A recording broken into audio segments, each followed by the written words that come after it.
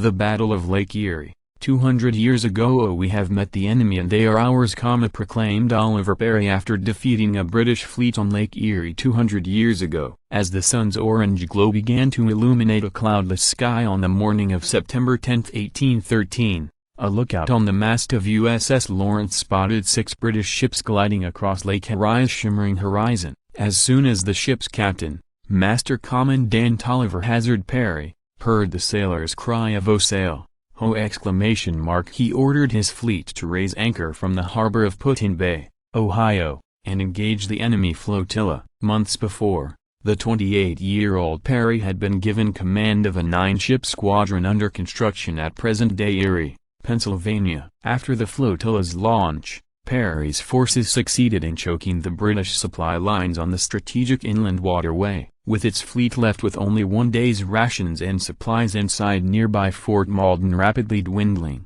the British felt compelled to attack the American armada. As his ships neared the enemy at mid-morning, Perry readied for battle. He granted his men double shots of rum and, to aid in traction, ordered sand to be scattered on the decks that would soon be slickened with spilled blood. The young commandant trapped his military papers in lead and gave them to the ship's surgeon to throw overboard should he be killed in battle. Then Perry hoisted a battle flag emblazoned with the dying words of USS Chesapeake Captain James Lawrence, his close friend for whom he had named his flagship. Sewn in white stitching on a dark blue banner was the inspirational final command Lawrence had uttered only months before after being mortally wounded in battle against HMS Shannon. "Oh, don't give up the ship."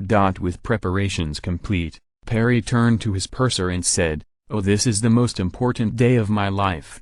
Watching aboard HMS Detroit was British Commander Robert Harriet Barclay, a salty Scotsman even younger than Perry who had fought at the Battle of Trafalgar in 1805 and subsequently lost his left arm in a fight with a French convoy. Shortly before noon, as the 9 American warships closed to within 1 mile of his fleet, Barclay ordered his flagship to open fire. The first shot splashed harmlessly in the lake, but the second 24-pound shot smashed directly into USS Lawrence. Perry, whose ships carried 32-pounder carronades effective only at short range, ordered his men to hold fire until a shift in the wind allowed him to move his gunboats into closer proximity. For a half hour, British long guns shredded USS Lawrence. Cannonballs and flying splinters felled dozens of American sailors as Perry waited until they were finally close enough to unleash their superior short-range weaponry. The ships pounded each other round after round. Riflemen in the rigging fired at enemy brigs. Lake Erie's placid waters roiled like an ocean in a tempest. Sailors struggled to sidestep the corpses strewn on the deck,